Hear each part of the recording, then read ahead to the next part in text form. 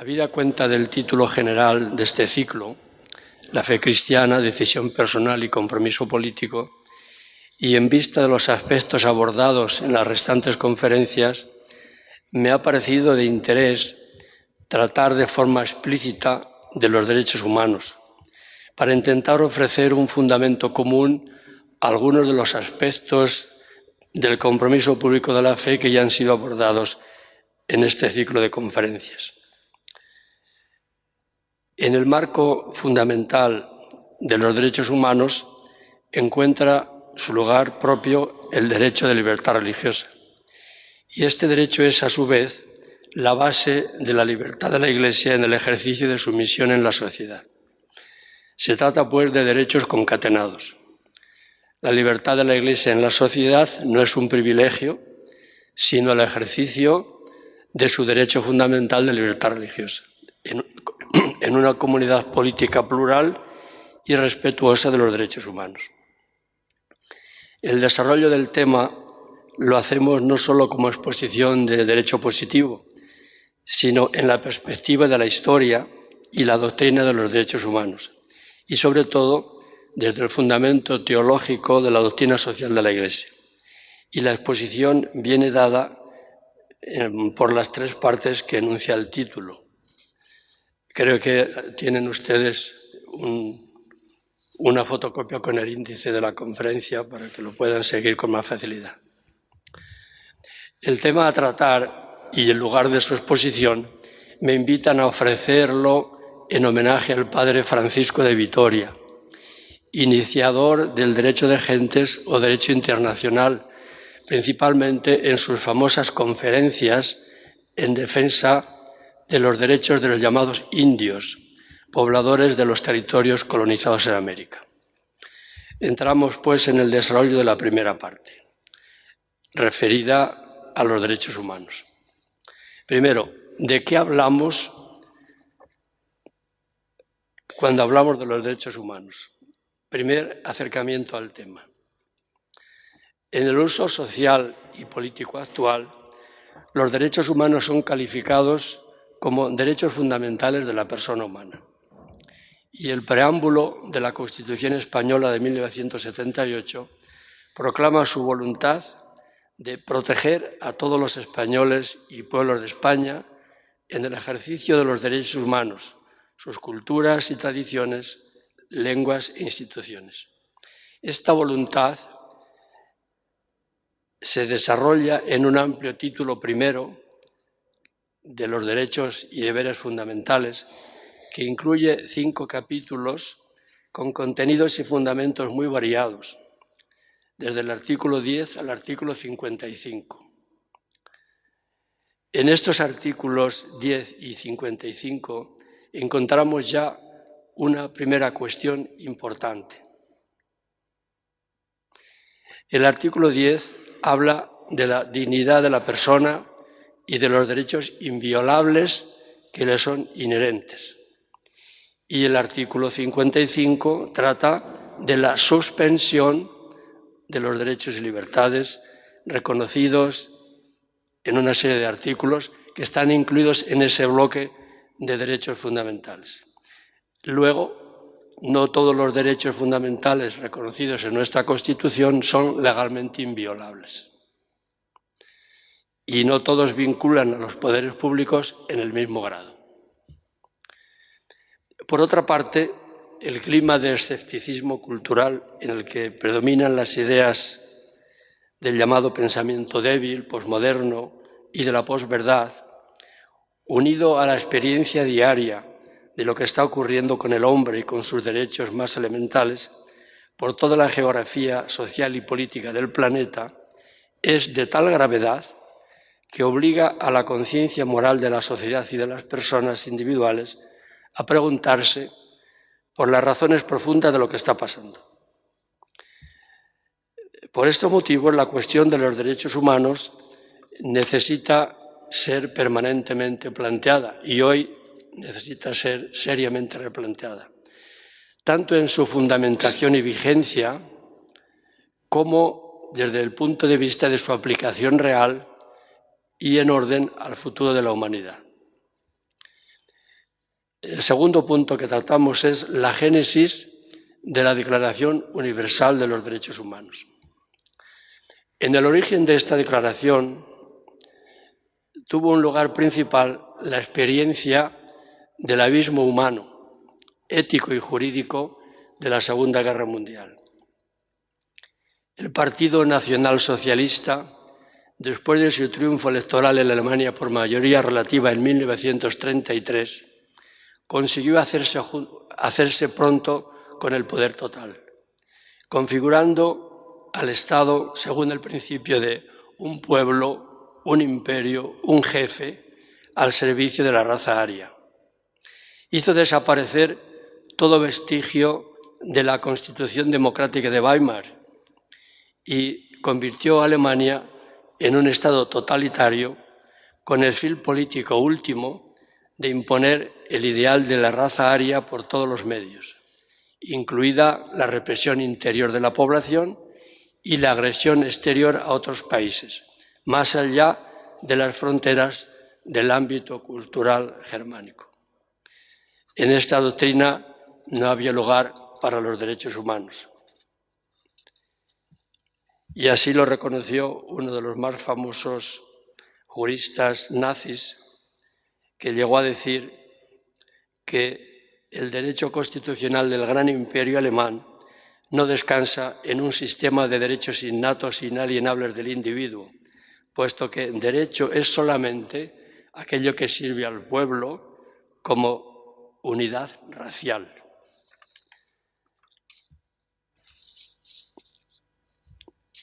Por esta negación radical de los derechos humanos, el nacionalsocialismo fue el causante principal de la Segunda Guerra Mundial, que puso a la humanidad al borde del abismo de su autodestrucción.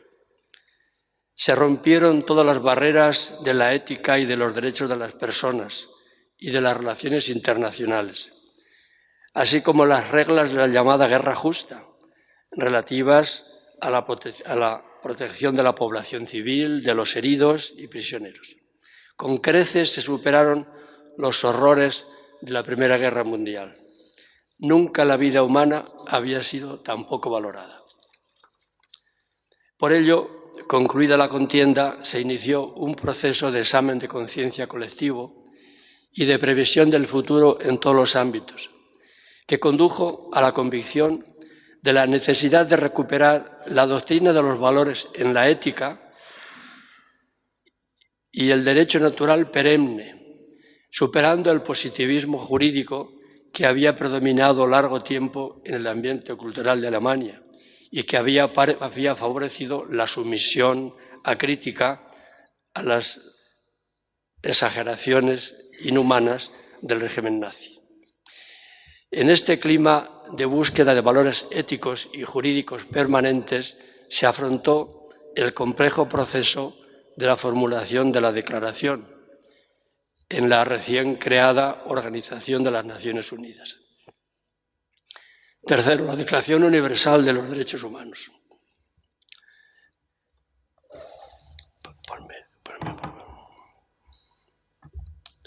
La Declaración fue aprobada por las Naciones Unidas el 10 de diciembre de 1948 y como un primer fruto de ella, el 23 de mayo de 1949, se aprobó la Ley Fundamental de Bonn, es decir, la nueva Constitución para la nueva República Federal de Alemania. Esta ley fundamental recoge en su artículo primero el reconocimiento y la protección por el Estado de la inviolabilidad de la dignidad de la persona humana. Y dice expresamente, el pueblo alemán profesa los inviolables e inalienables derechos humanos como fundamento de cualquier comunidad humana, de la paz y de la justicia en el mundo. La Declaración Universal representa un hito histórico en la protección jurídica de la persona humana. Con ella se abría un nuevo y esperanzador tiempo de sensibilización de la opinión pública mundial en torno a unos ideales políticos y jurídicos enraizados en el mejor humanismo.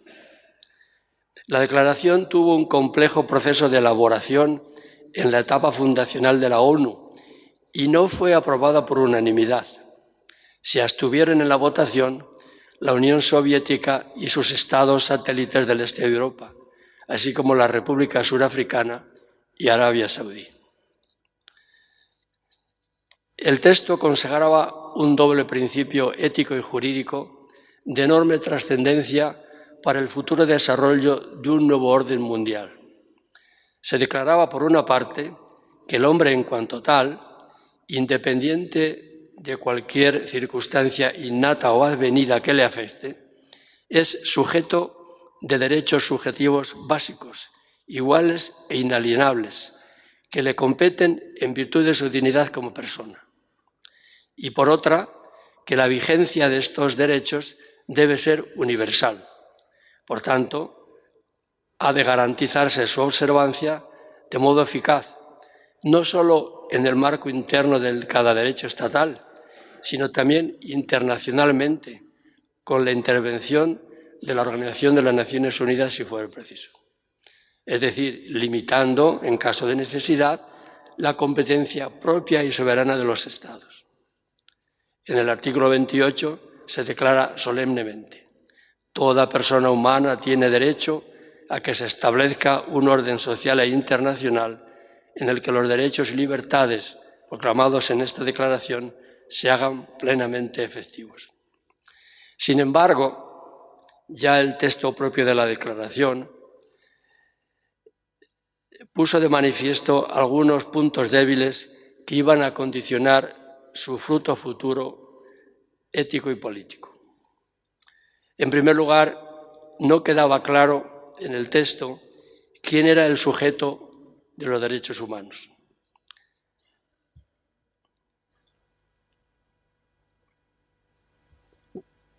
En el preámbulo de la declaración se habla de los derechos iguales e inalienables de todos los miembros de la familia humana y de los derechos fundamentales del hombre y de la dignidad y el valor de la persona humana. Después, el articulado se abre con la afirmación del artículo primero de que todos los seres humanos nacen libres e iguales en dignidad y derechos. Y luego dice el artículo 21, el artículo 2.1, toda persona tiene todos los derechos y libertades proclamados en esta declaración. Y en el artículo 3, todo individuo tiene derecho a la vida, todo individuo tiene derecho a la vida, a la libertad y a la seguridad. En los artículos siguientes se van empleando varios términos. Todo ser humano tiene derecho, todos son iguales ante la ley, toda persona tiene derecho, pero se deja sin precisar cuándo se debe comenzar a atribuir al ser humano y al individuo la condición de persona como sujeto de los derechos fundamentales. Parece que se operaba a sabiendas con una terminología oscilante y, por tanto, la duda de la interpretación se pondría pronto de manifiesto en el debate sobre la legalidad del aborto. La cuestión afectaba al núcleo ético y jurídico de toda la declaración y es una cuestión que sigue abierta aún el día de hoy. Por otra parte, no se habría logrado cualificar el contenido de la de la declaración como derecho internacional vinculante. La conciencia del principio de soberanía era tan viva en los Estados que no era posible otro resultado jurídico que el de una declaración universal presentada muy solemnemente como ideal común por el que todos los pueblos y naciones deben esforzarse, pero desprovista de capacidad y fuerza para obligar jurídicamente. Este es también, por otra parte, como es sabido, el problema fundamental de las mismas Naciones Unidas. Habría que esperar al año 1966 para que se llegase la firma de sendos pactos internacionales de derechos civiles y políticos y de derechos económicos, sociales y culturales que completasen la doctrina, que completasen la declaración desde el punto de vista del contenido y también de la vinculación jurídica.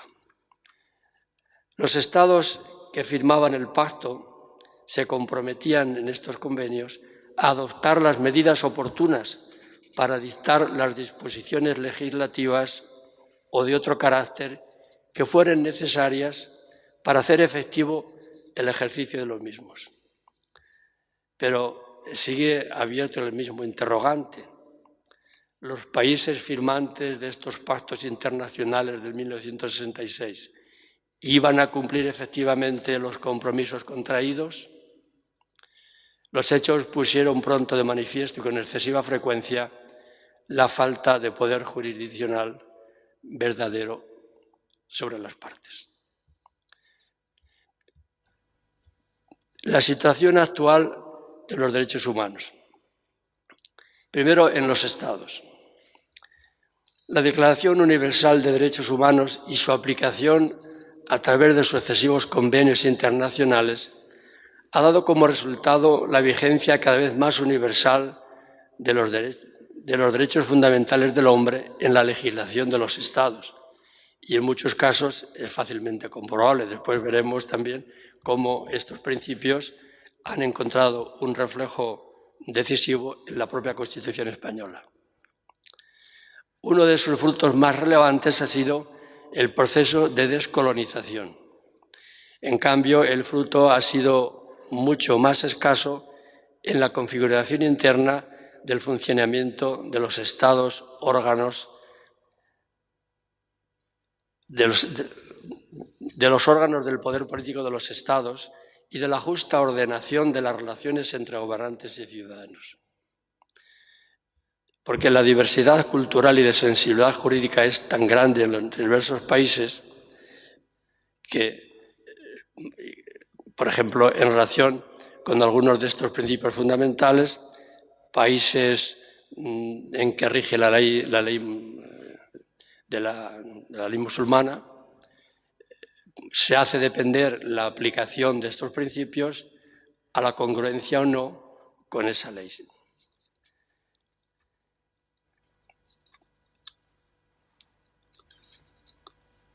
La alternativa de una concepción auténticamente democrática de la comunidad política no fue presentada de forma lo suficientemente social y solidaria y con un mínimo ético de credibilidad, tanto por los dirigentes de los países subdesarrollados, que muchas veces eran los propios culpables de las dramáticas situaciones de violación de los derechos humanos de sus países, como por las antiguas y nuevas grandes potencias.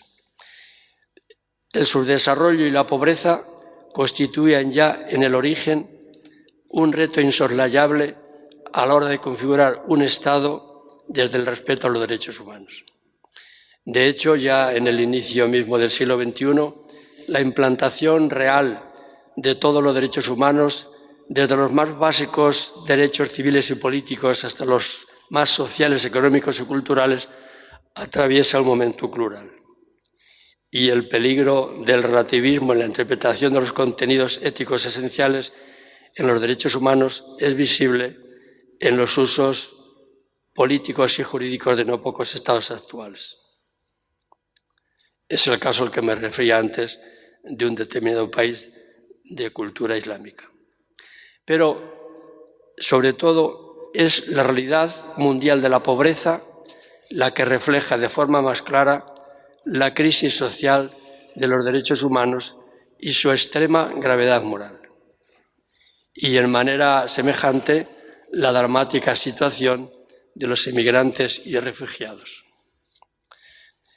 En las sociedades, la crisis jurídica y política de los derechos humanos está envuelta, como bien sabemos, en una crisis moral y social que se manifiesta en la violación generalizada de los derechos humanos con el apoyo de sectores poderosos de la sociedad. Citemos algunos casos especialmente flagrantes y dolorosos: terrorismo, tráfico de mujeres, explotación de niños para fines variados, comercio con los inmigrantes ilegales, tráfico de armas y narcotráfico. Todas estas violaciones del derecho tienen alcance mundial y cuentan con una red de cómplices o de colaboradores. Estos fenómenos delatan una radical inmoralidad e inhumanidad, agravada por la consecuencia de falta de respeto a la dignidad de las personas que lleva consigo el olvido de Dios. Los nuevos planteamientos del derecho a la vida y al matrimonio y la familia.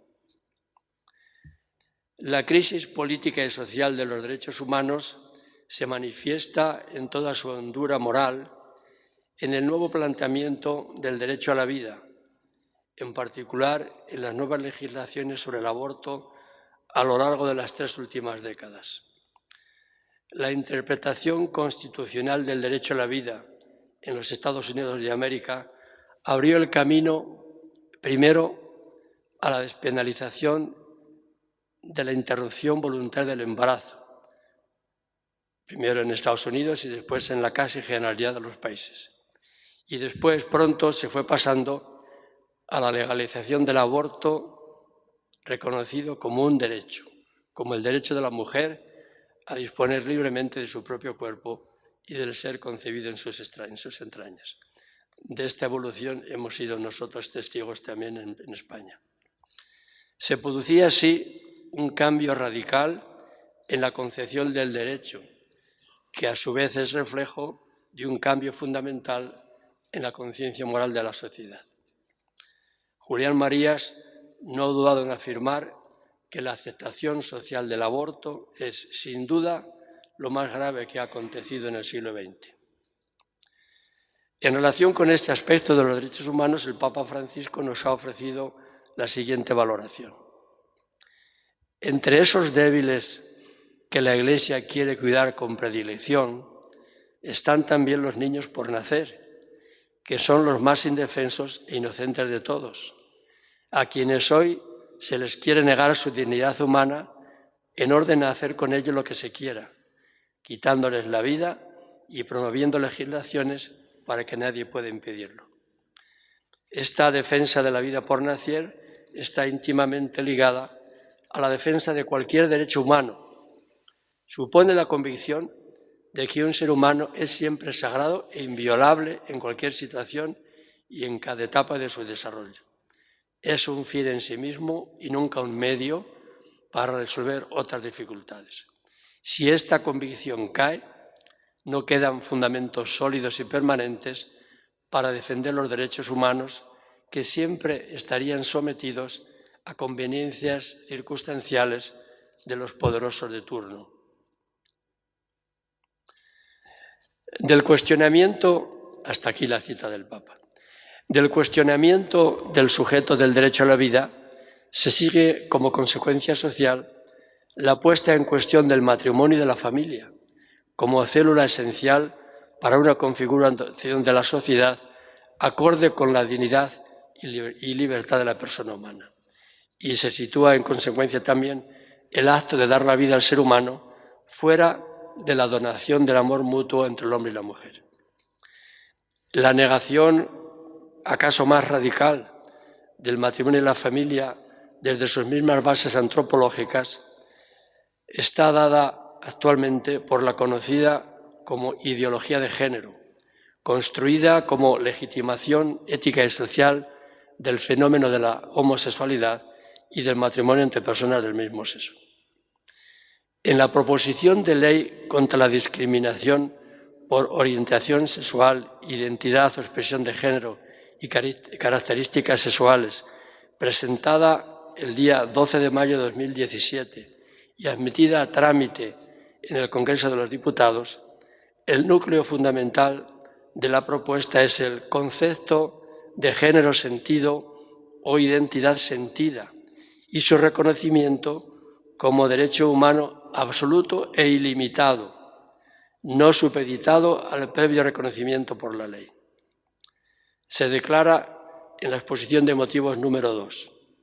El género es una categoría humana que puede estar en constante evolución y como tal tiene que ser percibida como una experiencia vital, un recorrido diverso en tiempo y forma. El artículo 3 expone la siguiente definición: identidad de género. La vivencia interna e individual del género tal como cada persona la siente, incluyendo la vivencia personal del cuerpo y otras expresiones de género, como la vestimenta, el modo de hablar y los modales. Dicha vivencia puede involucrar la modificación de la apariencia o la función corporal a través de medios médicos, quirúrgicos o de otra índole, siempre que la misma sea libremente escogida por la persona interesada.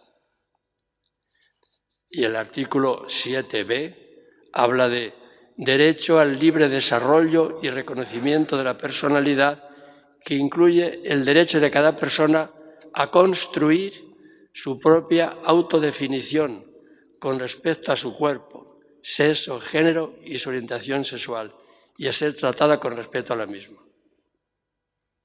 Y en el artículo 76 se dice: se reconoce el derecho humano a la autodeterminación de la identidad de género sin injerencias ni discriminaciones. No se podrá limitar, restringir, excluir o suprimir el derecho a la libre autodeterminación de género de las personas, debiendo interpretarse y aplicarse normas siempre a favor del libre y pleno derecho de este ejercicio. El reconocimiento del género sentido en ningún caso vendrá supeditado a haber obtenido su reconocimiento legal.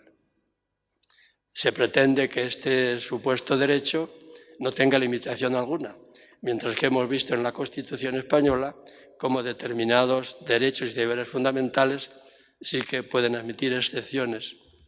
Puede haber circunstancias en las que su vigencia se pueda dejar en suspenso. El Papa Francisco ha descrito y valorado la ideología de género en los siguientes términos. Otro desafío surge de diversas formas de una ideología genéricamente llamada género, él utiliza la palabra inglesa, que niega la diferencia y la reciprocidad natural del hombre y mujer. Esta presenta una sociedad sin diferencias de sexo y vacía de fundamento antropológico a la familia. Esta ideología lleva a proyectos educativos y directrices legislativas que promueven una identidad personal y una intimidad afectiva radicalmente desvinculadas de la diversidad biológica entre hombre y mujer. La identidad humana viene determinada por una opción individualista, que también cambia con el tiempo. Es inquietante que algunas ideologías de este tipo, que pretenden responder a ciertas aspiraciones a veces comprensibles, procuren imponerse como un pensamiento único que determine incluso la educación de los niños. No hay que ignorar que el sexo biológico y el papel sociocultural del sexo se pueden distinguir, pero no separar.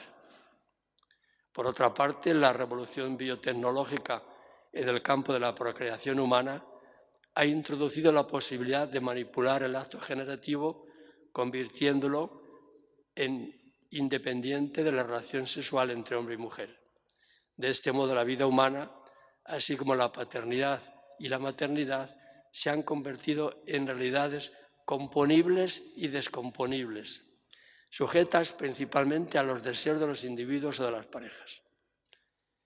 Una cosa es comprender la fragilidad humana o la complejidad de la vida y otra cosa es aceptar ideologías que pretenden partir en dos los aspectos inseparables de la realidad. No caigamos, termina el Papa, en el pecado de pretender sustituir al Creador. Somos criaturas, no somos omnipotentes. Lo creado nos precede y debe ser recibido como un don. Al mismo tiempo, somos llamados a custodiar nuestra humanidad y eso significa, ante todo, aceptarla y respetarla como nos ha sido dada. Este texto se encuentra en la Amoris Laetitia, número 56.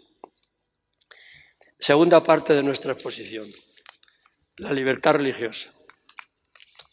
Dentro de este marco general, uno de los derechos humanos fundamentales reconocidos en la Declaración es el de libertad religiosa.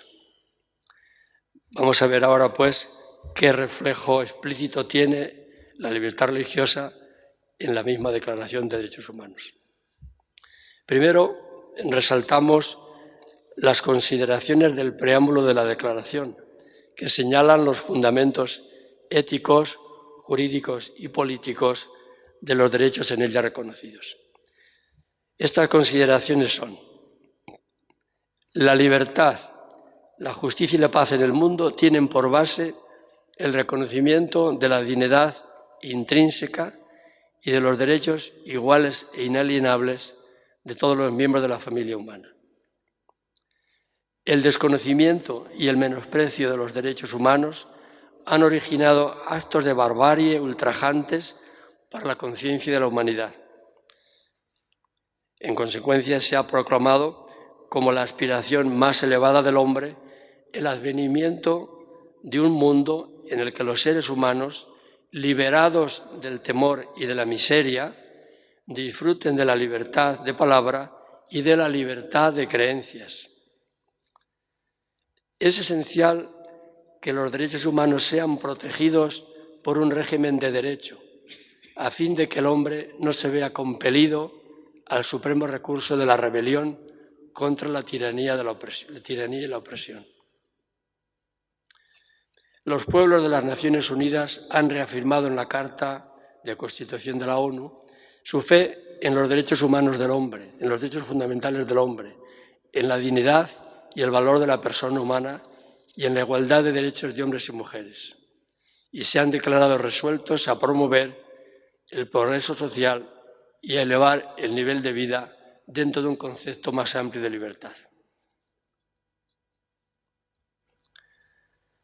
Entre los derechos humanos enumerados en concreto en la Declaración, son varios los que afectan en distinta forma a la misión de la Iglesia en el mundo.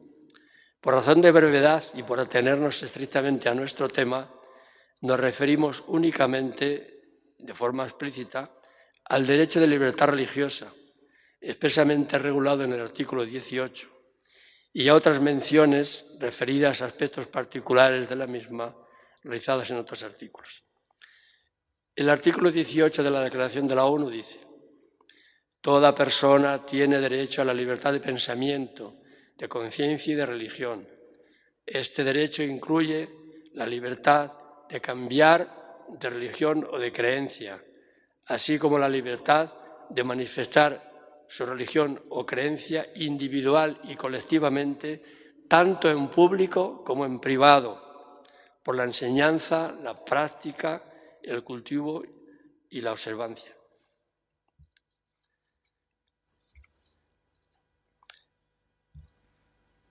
En relación con el derecho a la educación, dice el artículo 26.2, la educación tendrá por objeto el pleno desarrollo de la personalidad humana y el fortalecimiento del respeto a los derechos humanos y las libertades fundamentales.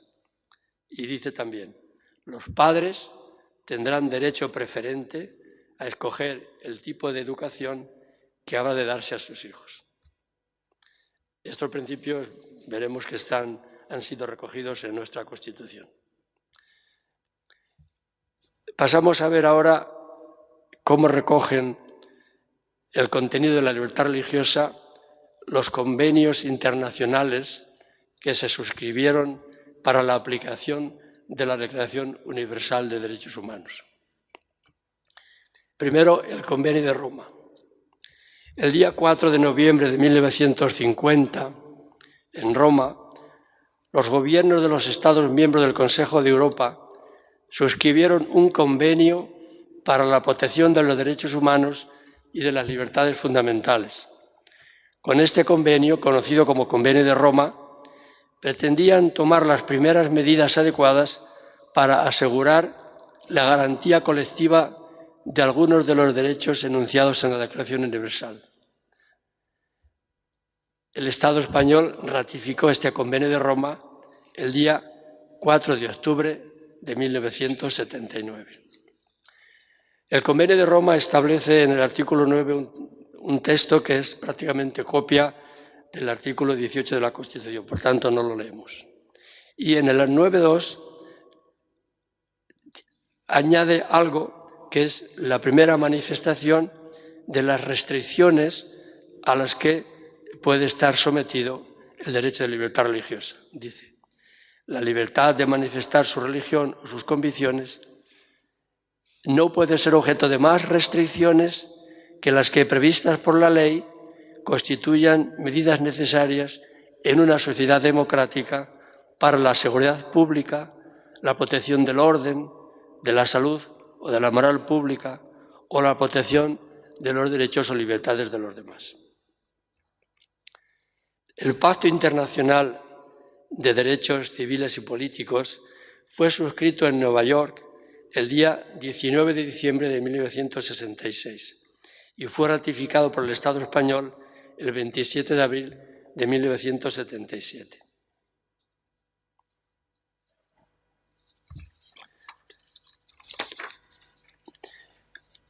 El artículo 18 de este convenio recoge un desarrollo del contenido de la libertad religiosa bastante más ampliado ya que lo que había dicho el texto de la Declaración Universal. Primero, en el artículo 18.1 se recoge el mismo texto de la Declaración Universal.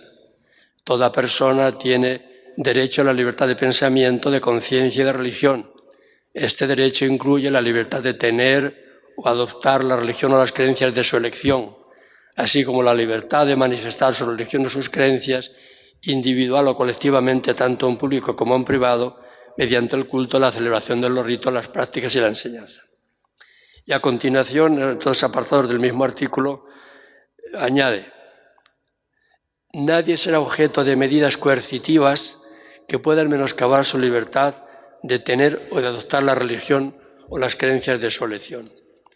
La libertad de manifestar la propia religión o las propias creencias estará sujeta únicamente a las limitaciones prescritas por la ley que sean necesarias para proteger la seguridad, el orden, la salud o la moralidad pública o los derechos y libertades fundamentales de los demás.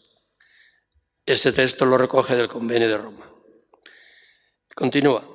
Los Estados partes en el presente pacto se comprometen a respetar la libertad de los padres y, en su caso, de los tutores legales, para garantizar que los hijos reciban la educación religiosa y moral que esté de acuerdo con sus propias convicciones. También en relación con las minorías, dice que en los lugares donde haya minorías étnicas ha de garantizárseles el derecho de practicar su propia confesión religiosa. El Pacto Internacional de Derechos Económicos, Sociales y Culturales va en continuidad con lo anteriormente expuesto, pero añade algunos aspectos significativos en lo que se refiere a los aspectos institucionales del ejercicio del derecho de libertad religiosa. En concreto, dice, los Estados partes en el presente pacto se comprometen a respetar la libertad de los padres de escoger para sus hijos escuelas distintas de las creadas por las autoridades públicas y de hacer que sus hijos reciban la educación religiosa o moral que esté de acuerdo con sus propias convicciones.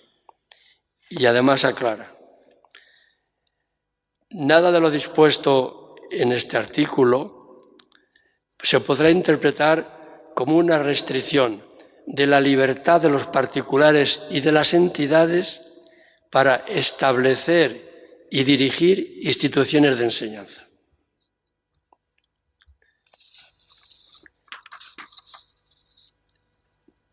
Estos principios han sido decisivos a la hora de elaborar nuestra Constitución.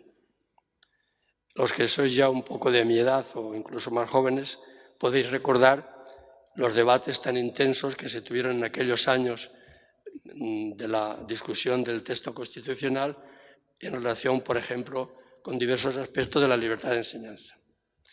Y proclamas que hacían algunos partidos, por ejemplo, de escuela laica, única y gratuita, al final, o sea, por lo de la escuela laica y única, tuvo que quedarse en la reserva porque los padres de la Constitución se sintieron obligados por la observancia de estos pactos internacionales que España acababa de suscribir y que le obligaban, que eran derecho interno del Estado español. Por tanto, estos pactos tuvieron una influencia decisiva en nuestra Constitución en orden a la elaboración del artículo 27 referido a diversos aspectos de la libertad de enseñanza.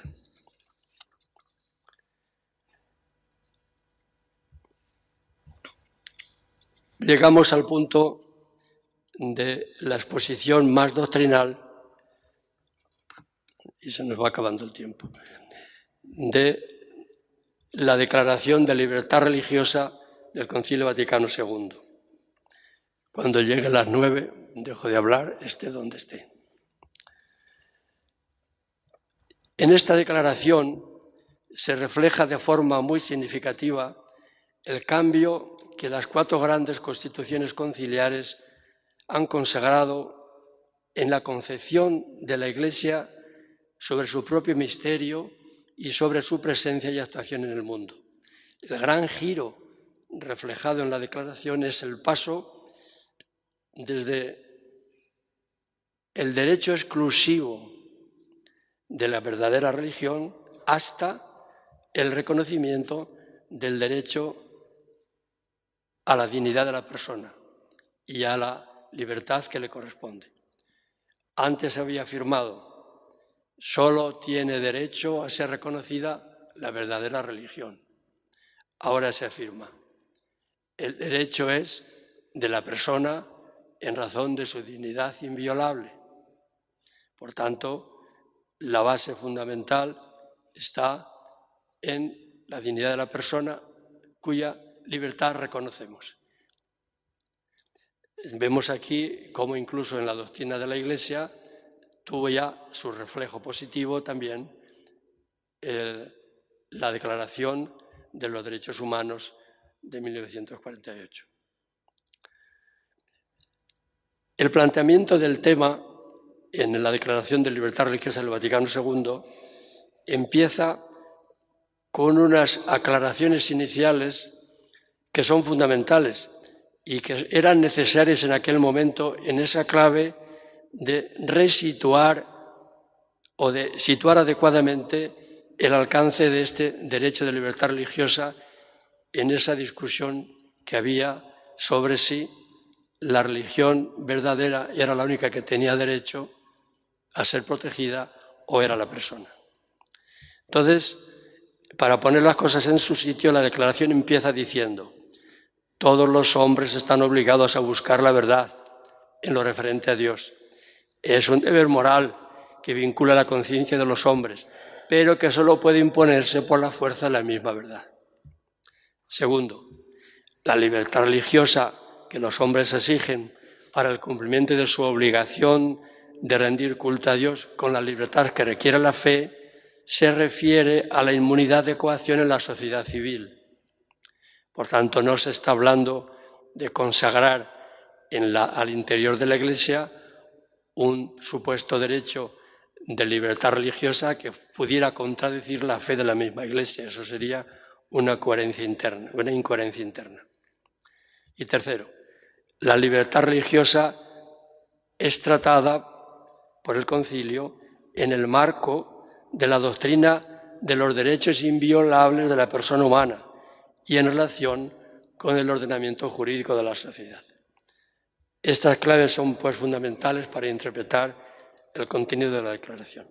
Supuesto eso, la declaración hace referencia primero a la libertad religiosa de la persona. La persona humana tiene derecho a la libertad religiosa. Esta libertad consiste en que todos los hombres deben estar inmunes de coacción, tanto por parte de personas particulares como de grupos sociales y de cualquier potestad humana. De manera que en materia religiosa ni se obligue a nadie a obrar contra su conciencia, ni se le impida que actúe conforme a ella, en privado y en público, solo o asociado con otros, dentro de los límites debidos. Y sigue aclarando, el derecho de libertad religiosa se funda realmente en la dignidad misma de la persona, en su misma naturaleza, y no en una disposición subjetiva ocasional de la misma persona. Por ello, este derecho permanece también en aquellos que no cumplen la obligación de buscar la verdad y de adherirse a ella. Y esta libertad debe ser reconocida en el ordenamiento jurídico de la sociedad de forma que se convierta en un verdadero derecho. Por tanto, hay una diferencia clara entre lo que es la obligación moral de buscar la verdad, que obliga en conciencia, y otra cosa es el derecho de libertad religiosa, que debe ser jurídicamente protegido por la ley estatal. El servicio de la religión consiste, ante todo, en los actos internos voluntarios y libres, con los que el hombre se ordena directamente a Dios, y que no pueden ser mandados ni prohibidos por un poder meramente humano. Pero la naturaleza social del hombre exige que este hombre manifieste externamente los actos internos de la religión, que se comunique con otros en materia religiosa, que profese su religión de forma comunitaria. Por ello, es una injuria a la persona negarle el libre ejercicio de la religión de forma pública en la sociedad. Al poder civil le corresponde cuidar del bien común temporal. Para este fin debe reconocer y favorecer la vida religiosa de los ciudadanos. Después, en los puntos siguientes, va afirmando, son consecuencia de lo anteriormente dicho, la libertad de las comunidades religiosas, la libertad religiosa de la familia, insistiendo en el derecho de los padres a elegir con libertad las escuelas, otros medios de educación y el tipo de elección, el tipo de educación que deben recibir sus hijos, etc.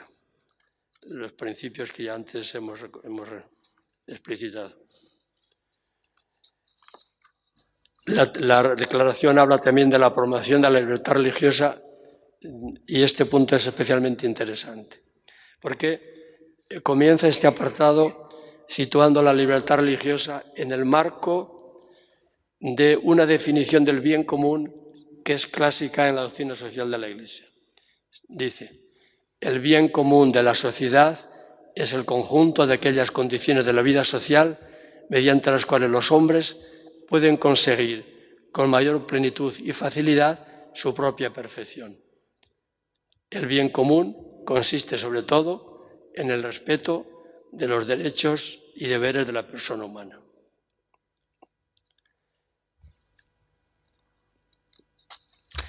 Es importante esta concepción del bien común y no caer en el error de pensar que el bien común es un concepto de alguna manera cuantitativo. El bien común no es la suma de los derechos o de los bienes particulares de las personas. No es la suma de los bienes de los particulares. Es un contexto general, un conjunto de condiciones jurídicas que permiten a la persona el pleno desarrollo de toda su personalidad en integralidad.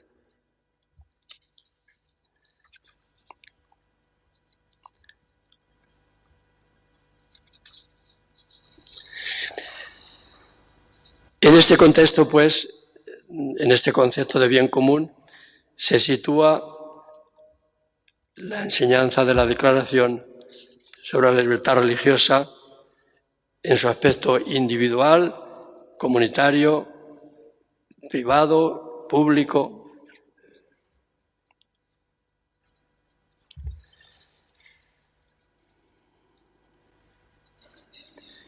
Se insiste en que la protección del derecho a la libertad religiosa concierne tanto a los ciudadanos como a los grupos sociales, pero que es, sobre todo, deber especial del poder civil proteger y promover los derechos inviolables del hombre. El poder público debe, pues, asumir eficazmente la protección de la libertad religiosa de todos los ciudadanos por medio de leyes justas y otros medios adecuados, y crear condiciones propicias para el fomento de la vida religiosa, a fin de que los ciudadanos puedan realmente ejercer los derechos de la religión y cumplir los deberes de la misma, y la propia sociedad disfrute de los bienes de la justicia y de la paz que provienen de la fidelidad de los hombres a Dios. En resumen, en cualquier Estado donde no se garantice la libertad religiosa, se está violando no solo este derecho fundamental, sino que se está impidiendo el logro del bien común. La libertad religiosa es un elemento integrante del bien común de cada sociedad. Esto es muy importante tenerlo en cuenta cuando nos encontramos con el fenómeno del laicismo, al que ya no me voy a poder referir, aunque lo tengo escrito en el texto, pero ya no nos va a dar tiempo. Me quedan 2 minutos.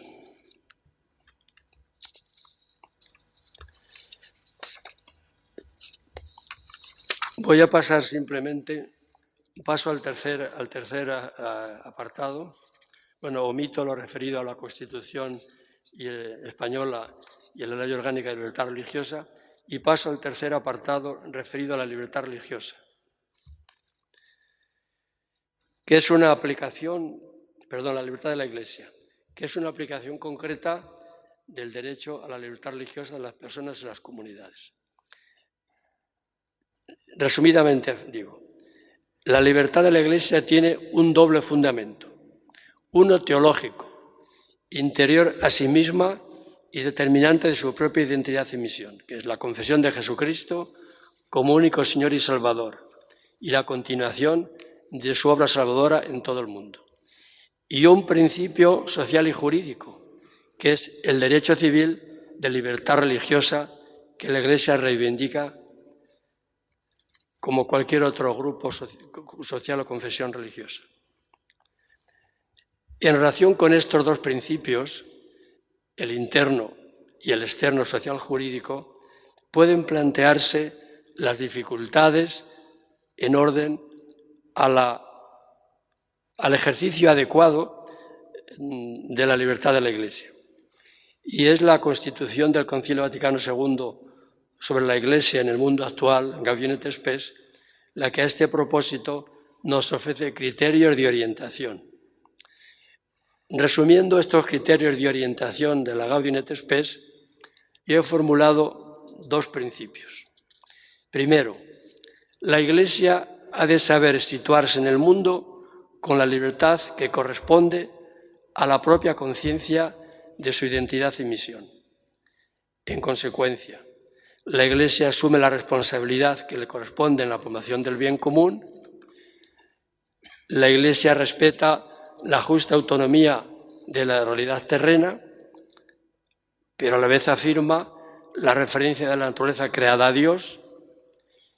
La Iglesia pone el fundamento de su relación y diálogo con el mundo en el reconocimiento recíproco de la dignidad de la persona.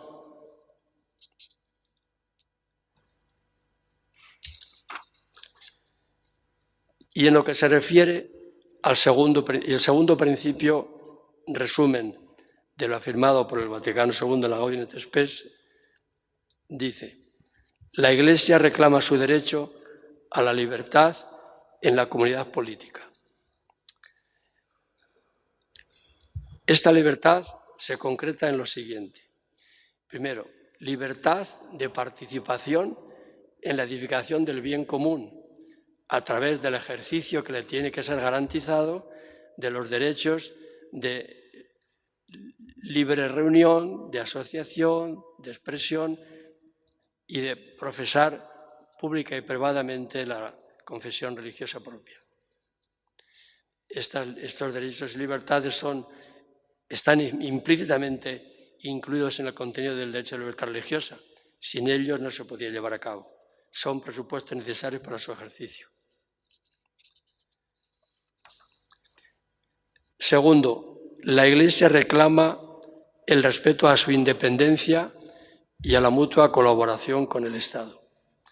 Y tercero, la Iglesia reclama la libertad de enseñanza sobre cuestiones sociales.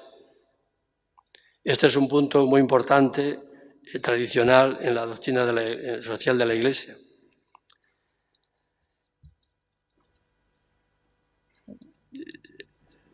Hay un texto muy claro del Papa Francisco en Evangelii Gaudium a este propósito, cuyo contenido se puede resumir casi en esta frase.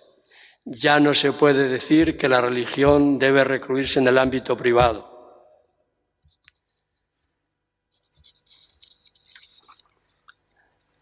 Nadie puede exigirnos que releguemos la religión a la intimidad secreta de las personas sin influencia alguna en la vida social y nacional.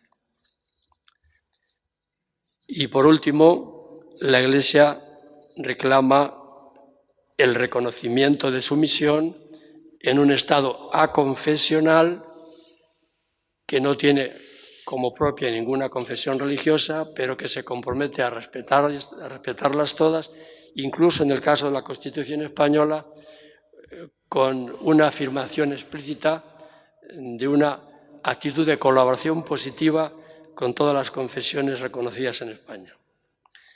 Estado aconfesional y no laicista.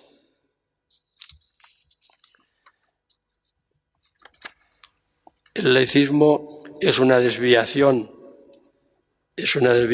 inaceptable de la laicidad que debe interpretarse. La laicidad ha de interpretarse en relación con el principio de la legítima autonomía de las realidades temporales.